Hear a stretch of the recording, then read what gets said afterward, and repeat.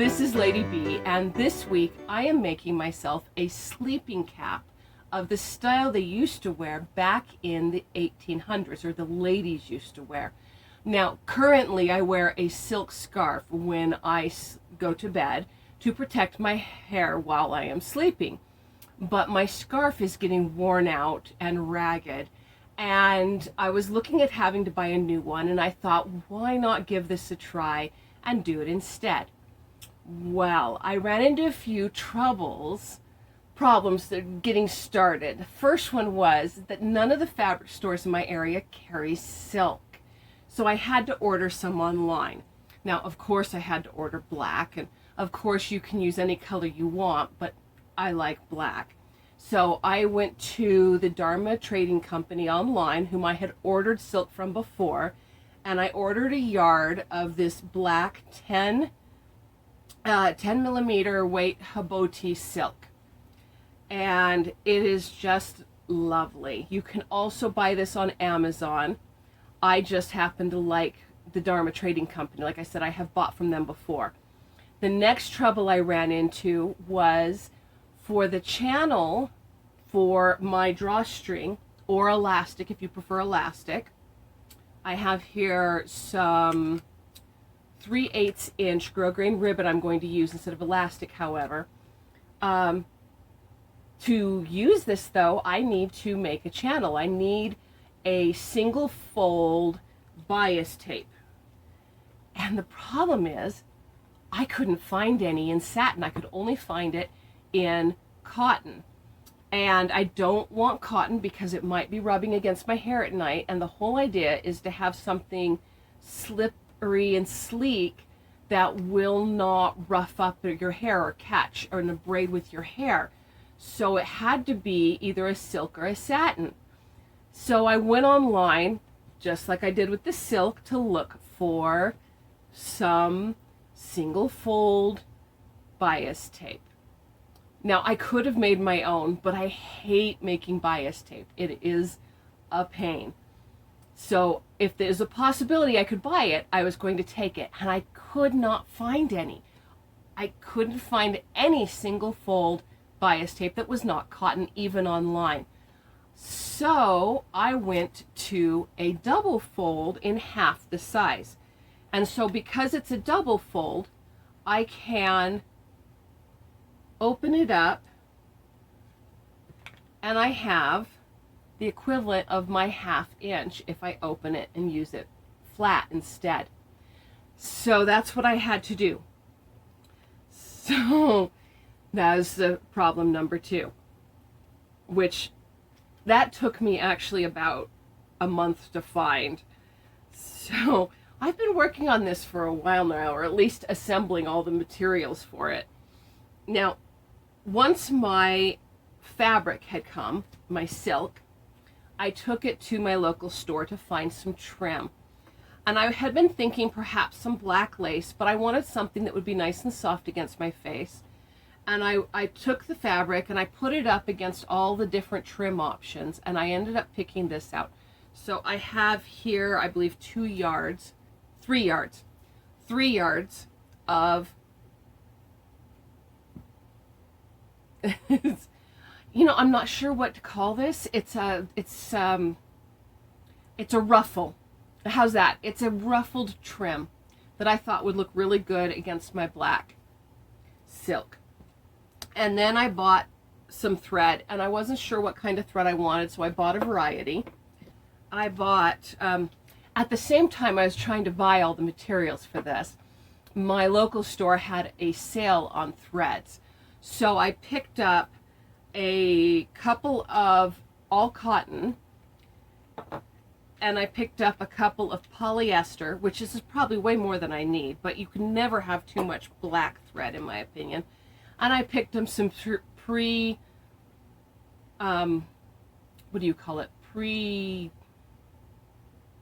that's it, pre-wound bobbins for it. So I have my threads, I have my drawstring, I have my bias tape, my fabric, and my trim, and that's everything I needed. So the next step was to make my pattern. Now I have a shower cap that I know fits me. So I was able to measure that and find out that my measurement to go around for the main circle needed to be 22 inches. So to that, I added a 1/2 inch for my bias tape. And to that, I added another inch for the material I needed to sew this on. And I made my pattern by taking some vellum, some transparent paper. It's art paper actually. And I tied a string to a pencil, and then I just measured out the length I needed, and I used that string tied to my pencil to pivot around and create 1/4 of the circle I am going to need for this cap. So if you have a shower cap or some other thing, you can make it, or even if you don't, you can make a test one with a big circle and put it around your head until it's comfortable to discover your base size and then work from there. I have here my pattern, and you can see here the 3 lines I made. This is the 11 inches, which is 1/2 my radius of my 22-inch cap, the 1/2 inch for my bias tape, and then the additional inch for my trim. Now, to prepare my silk, and you do have to do this, there's been a lot of work that's gone into this before I've gotten to this point. The first thing is, when you buy fabric, before you sew with it, it is very important that you wash it. Because if there's going to be any shrinkage or anything else like that, you want it to happen before you sew. Now, because this has a raw edge on it, and silk is very delicate, I hand washed this. Now, normally, if I'm using a fabric that's not this delicate, I'll just do a really wide zigzag along the raw edge, and I'll throw it in the washer and just wash it in the washer. But like I said, this is silk and it's more delicate, and I did not want to be trying to do that zigzag along the edge to prevent it from fraying to put it in the wash. So I hand washed this and let it dry, and then I ironed it. Just barely, actually. I finally did the ironing. I had put it away for a little while. So now I need to cut it out. What I need to do is I need to fold this into 4ths. So first I'm going to fold it in half this way, and it doesn't have to be exactly in half. I just need it to be enough for my circle here. So I'm actually, rather than making it even, I'm going to take my circle, place it on top here, and then move the fold over to there. If I'm careful how I do this, I might be able to get 2 caps out of this, because while it won't be enough this way, because it's only 42 inches and this is 25, but because it's a curve, I can probably get one out of one corner and then another one out of the opposite corner, which is, in my opinion, would be awesome, because that way I'll have one to wear and one to wash. And I'm going to, once I have it the right width, I'm going to pin to hold it in place. So I've pinned enough of it, so now I'm folding it over, and I'm going to even it up here.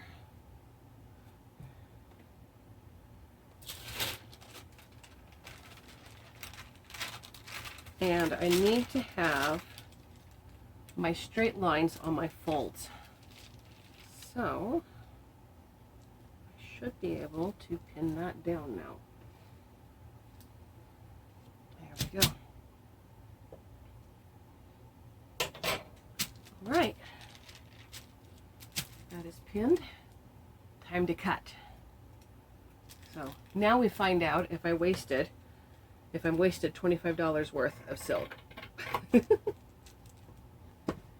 And that cuts out my circle. The first thing that needs to be done now is I need to add in my bias tape.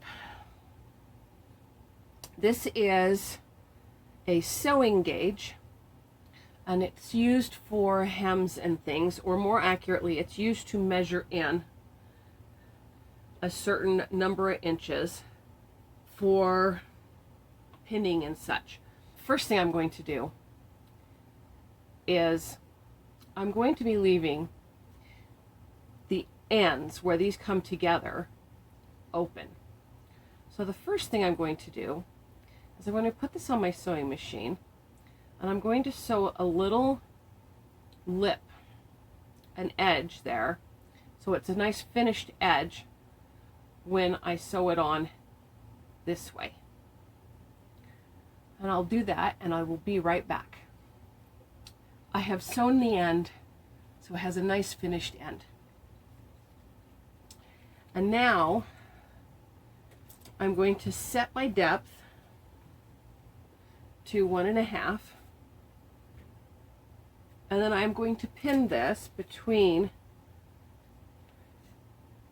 the end here so that my inside edge of this when it matches that 1.5 measurement, and that will give me that 1/2 inch I need.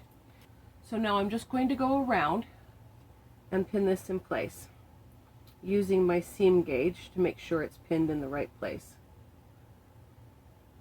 Now you might be wondering, why do I have to do this with bias tape? Well, if you're not familiar with bias tape, what it is it is literally a strip or tape that has been cut on the bias. So you might be asking, what does that mean? Well, fabric has a warp and a weave to it. And a straight weave fabric like this, if you pull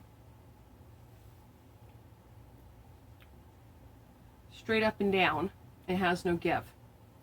And if you pull straight across, it has no give. But if you pull on the diagonal, it stretches. And that is called the bias.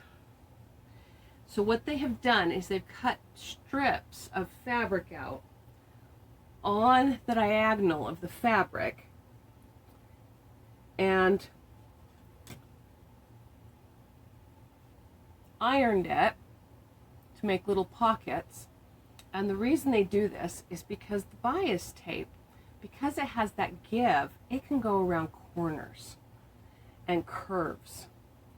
Well, specifically curves, without any trouble. So as I go around, I can get this to lie flat while I am curving it to match the edge.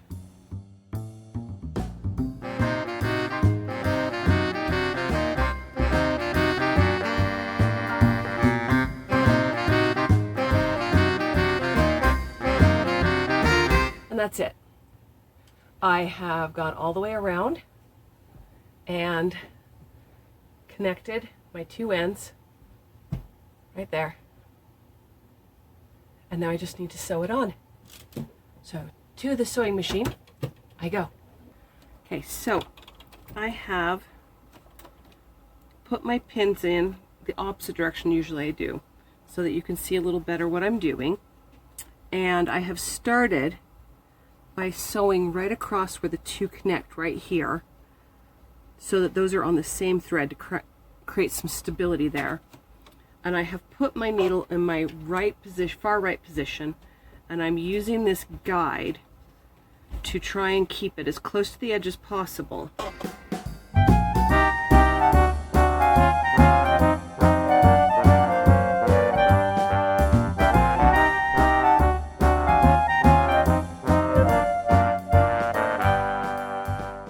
And there it is. Now you might notice that the fold is still here. That's because when I tried to iron it flat, the other folds started coming undone too. And since the whole reason I buy pre-made bias tape is so I don't have to iron those folds in, I decided it was best to leave it be.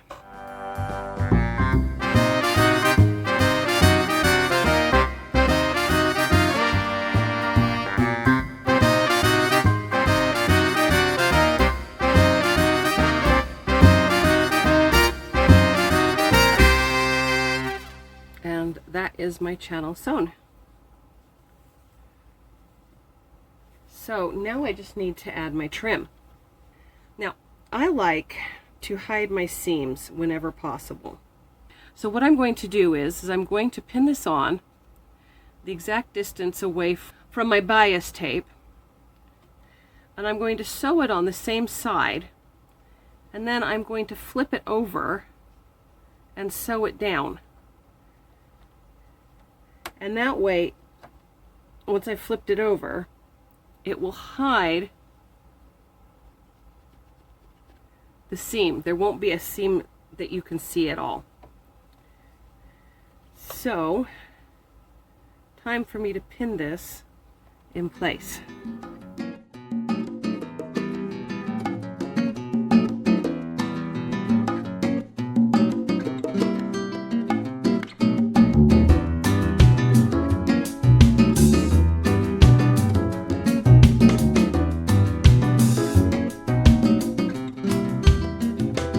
So I have now pinned this on, and if you look closely you can see that this ruffle has these two seams here, 1 and 2.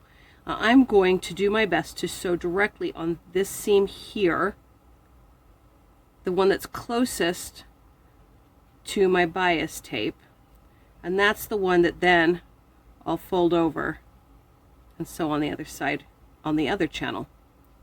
So we start with this.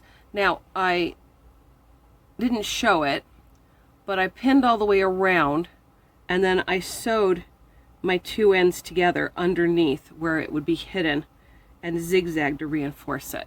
So this is one continuous loop now, and this is all that's left of my 3 yards of lace. So 3 yards was a good guess on how much I needed.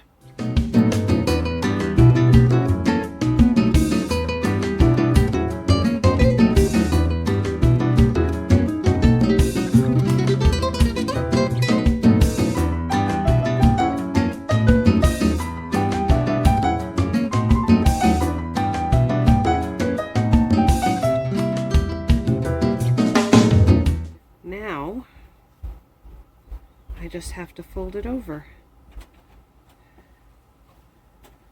The question is, do I need to pin this?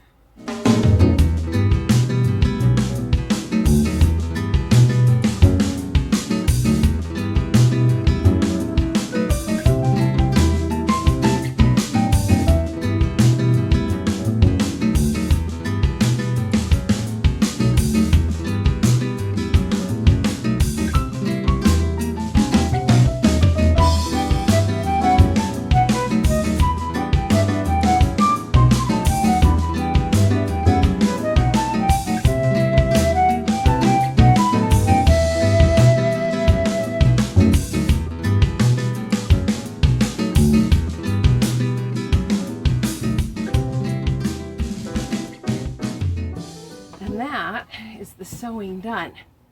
So I have this circle with my trim on one side and my channel for my tie on the other from the bias tape, And now all I have to do is string it. Now for this, I have this little tool here. I don't know, let me get you a closer up look. This is a tool for this, for stringing, putting elastic, or in this case my grosgrain ribbon, through the channel. This end here clamps. There's this little ring here I can move down. I put my material here, slide it up, and it clamps it tight. And then this I can push through, and this knob on the end makes it really easy to grab. All I have to do now is find my end. Oh, there it is. So I have my opening right here, and take my grosgrain ribbon. So I'm going to double this over just to make it a little easier. And put my clamp on, slide that down, and now I put it through my channel. And with this, it's so fast. Now, if you don't have one of these, they're not very expensive. You can pick them up at almost any sewing store that provides things for sewing. But if you don't want to do that, and you don't think you'll do this very often, you can also just use a small safety pin and just put it through the end of your stuff, and use the head of the pin, closed of course, to push through. Most of the time that will work just fine. I have had a couple times when the pin has actually come open on me in the channel, and I have poked myself, and it has been a pain to get it out, and that's why I ran out and bought this. So if you're going to be doing this at all often, I would recommend buying one of these tools.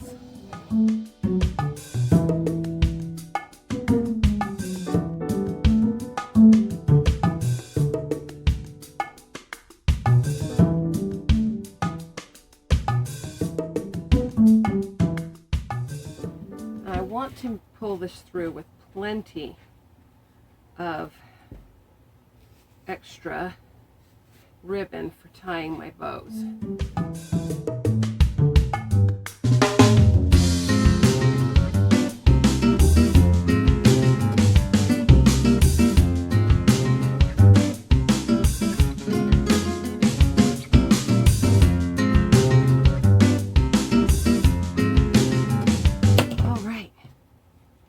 So I'm going to take a minute just to fold these over, these ends over, and sew them down so that they won't come undone and be messy. And then it's time for the reveal. We'll see how it turned out. So here I am, before and after. I think it turned out really nice. The ribbons are tucked up out of the way so they won't catch on anything when I'm sleeping. And I think this lace trim turned out wonderful. We'll see how comfortable it is to actually sleep on, however. But there it is. One Regency style sleeping cap. Well, in black. They made it in white, but other than that, I think it turned out really well. And I am determined to make a second one. I think I can get away with making it a little smaller, which I think will let me get that second one out of that fabric. I'm looking forward to it. I love you all, whether new or old. If you enjoyed this, please like and subscribe, and I will see you next week. Until then, whether making your own Regency style nightcap or any other craft you may make, just remember, Don't be afraid to suit yourself and make whatever it is you do exclusively you. I am making a sleeking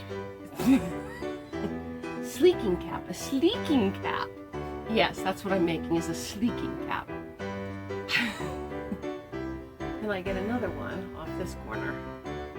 Shall we find out? Nope. It is just barely too small.